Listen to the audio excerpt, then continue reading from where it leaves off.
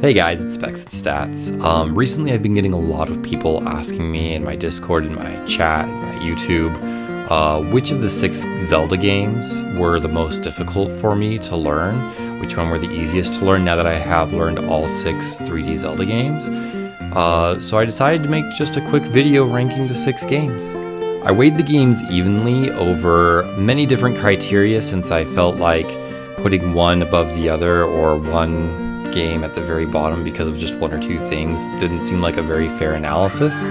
So that being said, some of the criteria that I looked at when I was determining my list was the resources that the game had. This was a big one for me. How many tutorials there were for the individual glitches and tricks, and whether there were tutorials on the run as a whole. A video showing the glitch with text on the bottom wasn't really a tutorial in my opinion. People underestimate how game-changing voiceover explanations are. The community, regardless of how many resources there are, having active community members willing to answer your questions and help you out is invaluable. Some of the things aren't written, some questions can't be answered in a video, and the best support is that of people who've experienced your same issues and know how to overcome them. The run difficulty, obviously this is going to be a major impact on the rankings because having an active community and ample resources does make the run itself easier. However, it can only go so far. A frame perfect glitch is still a frame perfect glitch. This will be looking at the number of backups there are for a specific glitch, how much time those backups lose, how difficult the majority of those glitches in general are to perform. Disclaimer, these are just my opinions on the matter from my experience learning and running the games. Obviously, someone who also learns these games could have a vastly different experience and thus form a vastly different opinion than mine. Also, in ranking these games, I'm in no way trying to discourage anyone from running the games that were most difficult for me to learn, nor am I saying that the easiest ones, in my opinion, are not challenging. In learning, I found truly amazing things about each of the games, and experiences I had in learning them are memories I hold at the highest of my gaming career and will be dear to my heart forever. With that being said, let's get right into the rankings. These will be ranked from easiest in my opinion to get into and to learn to the hardest. Let's start with a bit of a shocker for the viewers. Ocarina of Time 100% takes the spot as the easiest game of all of them to learn. Well, what about all the Hesses? Those are optional. As a beginner, you can just walk instead. What about Dampe? He's RNG, something that almost all the games have. In fact, Dampe RNG isn't even the worst, honestly. What about this difficult strat? What about that frame perfect glitch? The majority of the glitches in Ocarina of Time are either optional or they're easy because of many of the things that Ocarina of Time has that ultimately put it as the easiest to learn, in my opinion.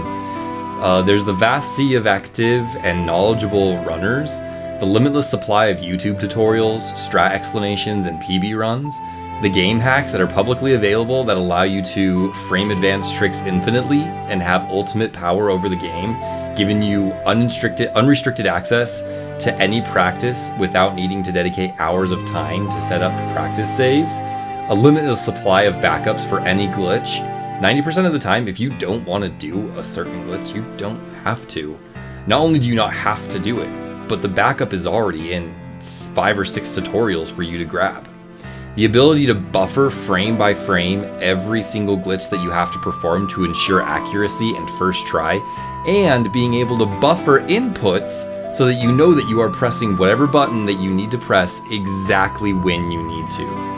While many of the other games have several of the items I just listed, Ocarina of Time is the only one that actually has all of those things. Number 5 spot goes to Breath of the Wild 100%. And since I have a bit of bias on this game, having run it long before any of the current glitches were discovered, I had to get a lot of feedback from people who have recently entered the scene. And since many of them had also learned or run the other 5 games at one point or another, or one of the other 5 games at one point or another, it was easy to gauge where this category fell in the list. The biggest reason that this game is not the easiest is a lot to do with the length of the run. I didn't want the length weighing too heavy on the category because it would be dumb just to write it off on one thing alone. So I made sure that every aspect which I'm judging the category on received equal weight. That being said, it is very difficult to overlook the fact that with sleep breaks, this game can take over 2 days to complete. However, besides that, there are almost a dozen active runners of the category, several video tutorials, and the glitches are very repetitive with few exceptions. Not only this, but the superior saving system in this game makes it extra easy to run. Unlike the previous Zelda games, you don't restart at a checkpoint or at the beginning of an area when you save and reload, with the exception of shrines and dungeons. You reappear exactly where you were, with your exact inventory, and you can save at any time, making this the least punishing game of the 6. People who recently got into the category said that there were plenty of resources to pull from, the overall run was easy to get down, and the glitches are comparatively easy to those of the other 5 games, and 99% of the time, if you fail a glitch in this game, you can just immediately retry with little or no short or long-term punishment in the run. Number 4 goes to Skyward Sword 100%, and to be completely fair, it is mostly to do with the lack of backups for the glitches and routes. And if you fail any of the glitches, you do have to restart it from the beginning. It's really easy to just completely destroy a necessary save file and render the run incompletable. That, combined with how many small things can happen in back in time that can just mess you up that many people just don't know about. I can't even count how many times I would be practicing or learning a back in time and have some weird cutscene trigger or have the game crash, and the runners who've been in community for years respond with, "Whoa, that's new," like they'd never seen it before, they didn't know what was happening. But besides that, the run itself is very straightforward and easy to understand. There are many resources to help you learn the glitches, and surprisingly, no shortage of recent runs and active runners to go off of. If you watch the tutorials, if you read the instructions and do everything as it is instructed to you, then you shouldn't run into any hurdles, and any hurdles you do run into are fairly easy to just reset and retry. The number 3 spot goes to Wind Waker 100% for a couple of reasons. First off, Wind Waker 100% community is very small. So although there are many resources to help you with learning any percent, 100% is not as plentiful. And ultimately, even if you are going safe in your runs, you still need to choose between 2 very different routes. The old zombie hover route that requires you to do a very precise and high difficulty glitch twice in the run, or the new barrier skip route that is also extremely precise and can be a bit tedious to learn. This route is also quite punishing due to some of the applications of storage. In many cases, if you fail a specific storage setup, there's really no good backup besides do the dungeon casually. And believe me when I say there are a lot of ways to screw up storage in the run. This game is also a little punishing starting out because it can sometimes be difficult to swim from island to island. Even though beginners can make pit stops on the way, you still need to be able to find the island in the first place. And believe me when I say that when you're going at full speed in a super swim during a storm or during high tides, it's impossible to find some islands unless you know exactly where you are going. Now, all these super swims have backups, so one would think that the game would rank lower on the list. This goes back to my issue with the category, backup availability.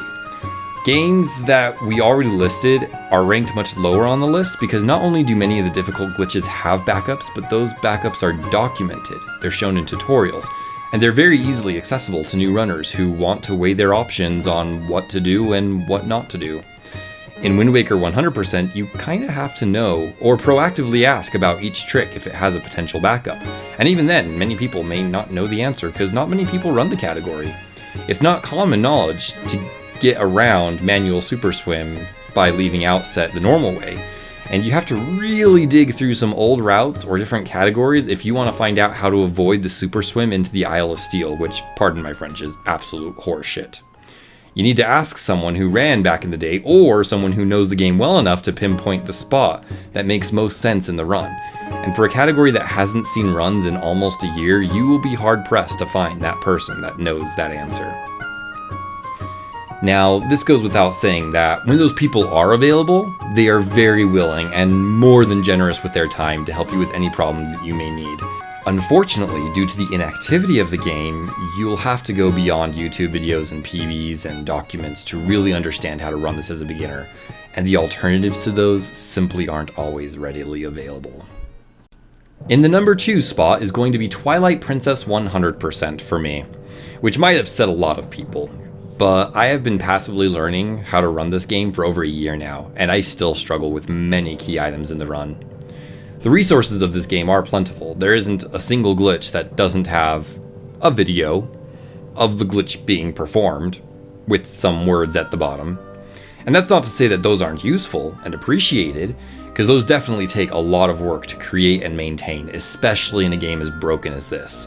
However, if someone were to make a video tutorial with a voiceover or a tutorial of the run as a whole, it would definitely make it a far easier game to get into. That being said, one of the biggest redeeming qualities of learning the game was the sheer number of people willing to drop everything to help you if you did have a problem. People who have been running this game for years, people who didn't even run the same category as you, it didn't matter. They took the time to help you out. The other reason that this 100% category landed in second is due to how many of the glitches in this game have zero backup. Early Master Sword, Pillar Clip, the long jump attack over the Midna and Bolden triggers during the cart escort.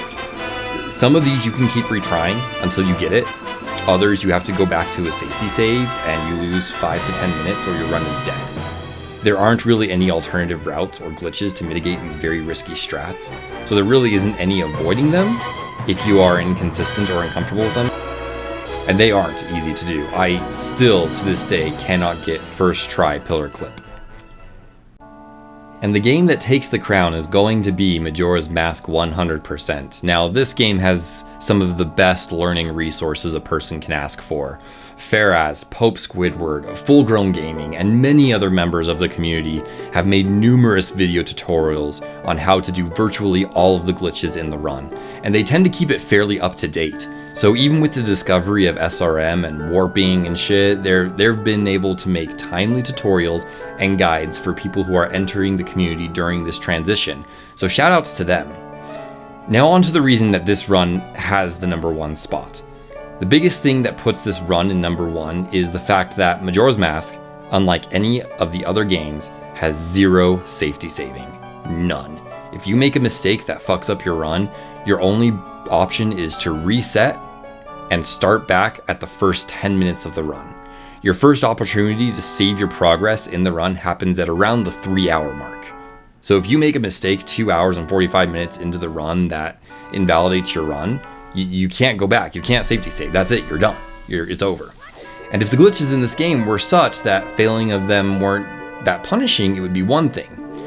But every single glitch can crash your console. And this is not to mention the random crashes that happen just by playing on VC on the Wii, which makes the game very difficult to get into, very frustrating to learn, and ultimately very risky to run long term. And that concludes my ranking of the 6 3D Zelda 100% categories. If you guys liked the way that I ranked them, agree with it, disagree, let me know in the comments. Let me know what you think and how you would rank the games. But besides that, I'll catch you guys later on the next PB. Take care.